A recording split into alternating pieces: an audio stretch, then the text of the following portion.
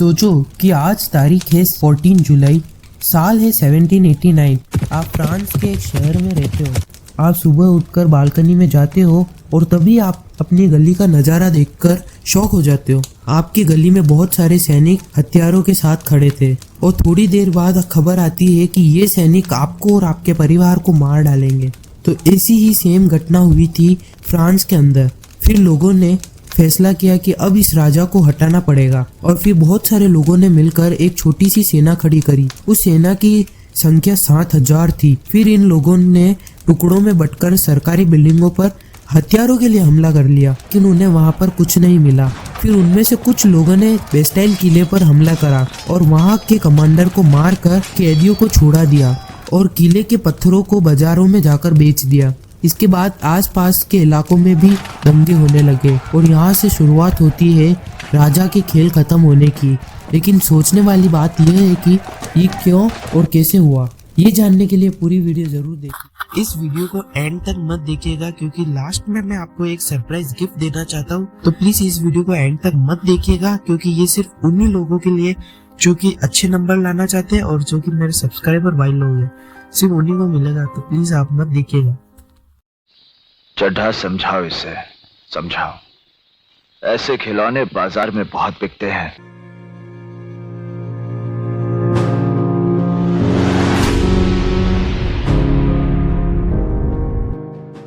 देखो भाई लोगों, अब एक ऐसे आदमी की कहानी शुरू होने वाली है जिसे सभी लोगों ने मिलकर चने के झाड़ पर चढ़ाया। तो बात है 1774 के बर्बन डायनेस्टी परिवार के वंशज लुइस 16 को फ्रांस का राजा बनाया। सिर्फ 20 साल की उम्र में और फिर उनकी शादी हो गई मारिया से, जो कि ऑस्ट्रिया की थी। और फिर क्या था, उन्हें जैसे ही वो राजा बने अब उनको लगा था कि अब हम अच्छे से शासन करेंगे। तभी उनको पता चलता है कि उनका सरकारी धन खत्म हो चुका है और इसके कई कारण थे क्योंकि फ्रांस ने काफी समय तक लड़ाइयाँ लड़ी थी और फ्रांस में एक जगह थी वर्सेलिस, वहाँ पे एक बहुत आलीशान महल था। वहाँ पे उनकी मेंटेनेंस का खर्च इतना ज्यादा था कि फ्रांस का पैसा खत्म हो गया और तब फ्रांस का दुश्मन था ब्रिटेन और अमेरिका की 13 कॉलोनियां ब्रिटेन की कब्जे में थी, जिसे फ्रांस ने युद्ध लड़कर उसे आजाद करवाया। लेकिन इससे फ्रांस का काफी पैसा चला गया और उस समय फ्रांस की करेंसी थी लुअर, जो कि साल 1794 के बाद बंद हो गया। और उस समय फ्रांस के ऊपर 2 बिलियन लुअर का कर्ज भी था। जिन्होंने कर्ज दिया वो 10% का इंटरेस्ट लेते थे, जिस कारण तब सरकार के बजट का एक बहुत बड़ा हिस्सा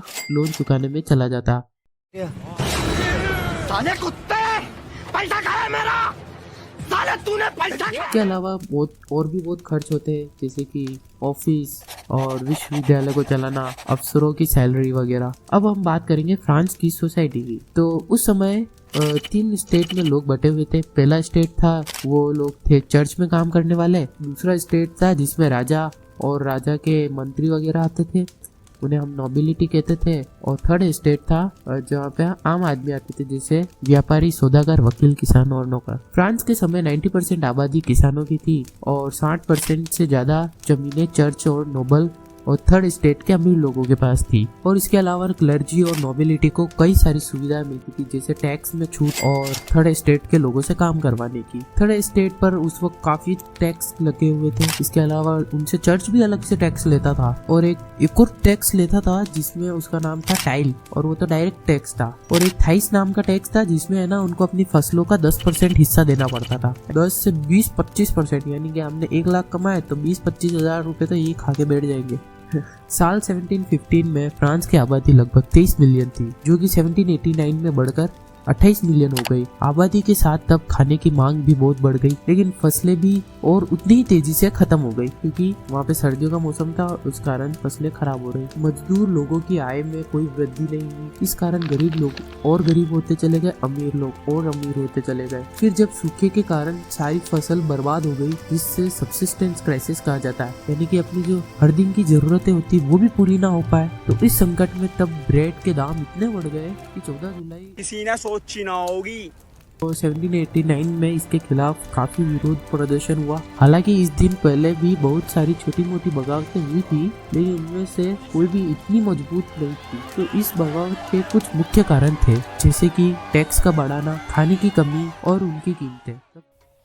भाई लोगों, अगर वीडियो अच्छी लगी हो तो लाइक कर दीजिए, शेयर कर दीजिए, सब्सक्राइब कर दीजिए और डिस्क्रिप्शन बॉक्स में मैंने आपको एक लिंक दे रखा है, आपके लिए एक सरप्राइज गिफ्ट है, लेकिन आप उसको बिल्कुल जाके मत लीजिएगा क्योंकि वो सिर्फ मेरे भाई लोगों के लिए है जिन्होंने चैनल को सब्सक्राइब किया है और जो आगे अच्छे नंबर लाना चाहते हैं, सिर्फ उन्हीं के लिए है। तो प्लीज़ मत देखिएगा, ये सरप्राइज रहेगा आपके लिए।